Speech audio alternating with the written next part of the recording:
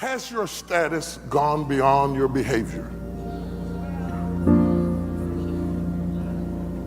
It is possible to have a status up here and a behavioral pattern of dealing with things down here.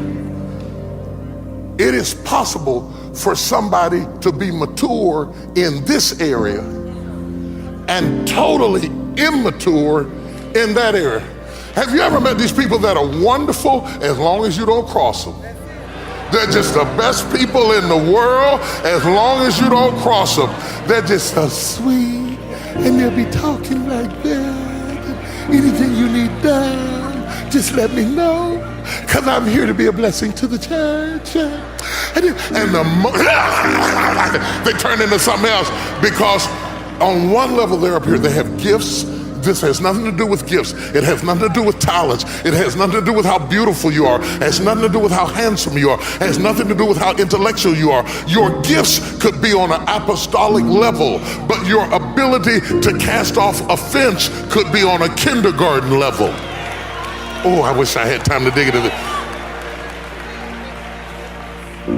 Now, I believe that often when you see adults who are extremely childish in general, that can often be an indication of abuse. Because sometimes when children are badly abused, the body continues to grow, but the emotions don't. And so you've got somebody who is 30 years old, but they're still 8, because at 8, they were abused in such a way that they are still stuck where it happened.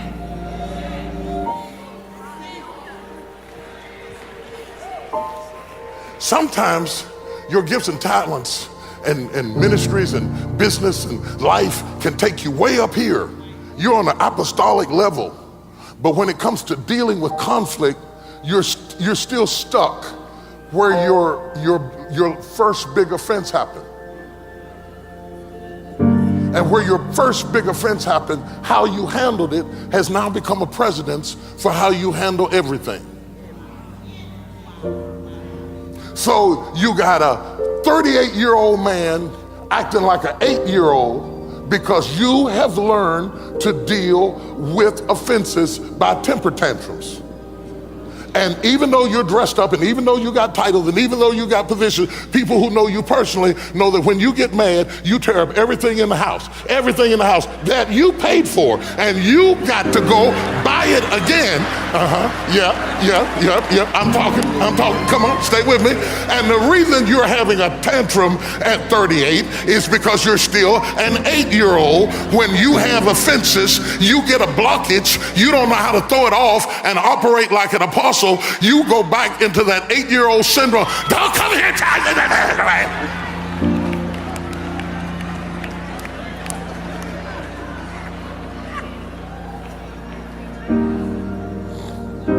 Okay, let me move.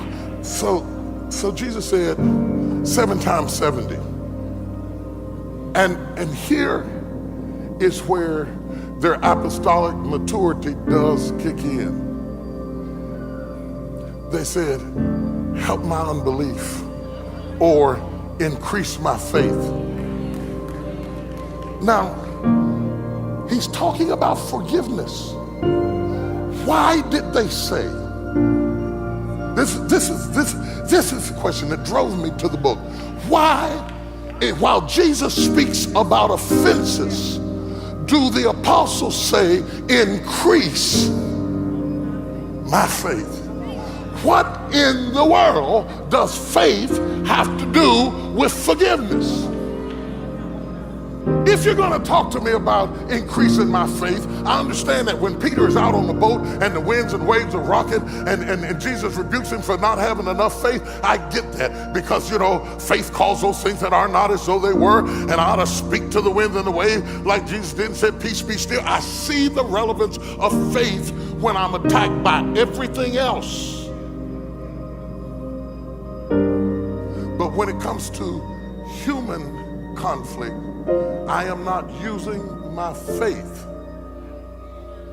for the conflicts I have in my life.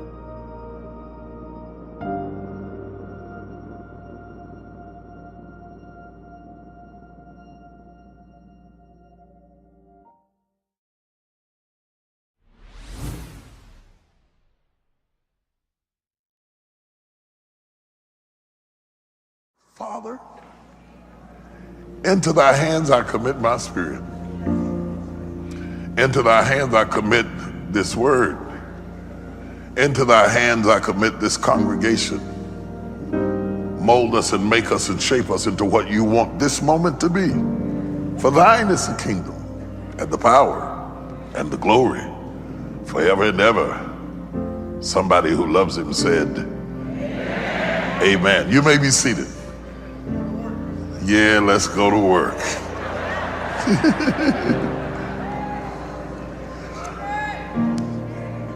So I'm in South Africa and I'm out in the jungle and I'm on a safari and I'm out there on a Jeep and I'm riding around with elephants and giraffes and tigers and cheetahs and all of that. And I talked to you before about how I felt kin to them in some way. Not out of place, not a stranger. Had never been in the jungle in my life. Love you, Daddy. Motivation at your fingertips. I'm a mess, Lord. I'm such a mess. I'm a mess. I'm a mess. That you've been me, you keep calling me and calling me and calling me and calling me and calling me, Lord. I'm all messed up and I need you. I'm a mess. Oh, oh Lamb. Oh, Lamb of God. Oh, Lamb of God.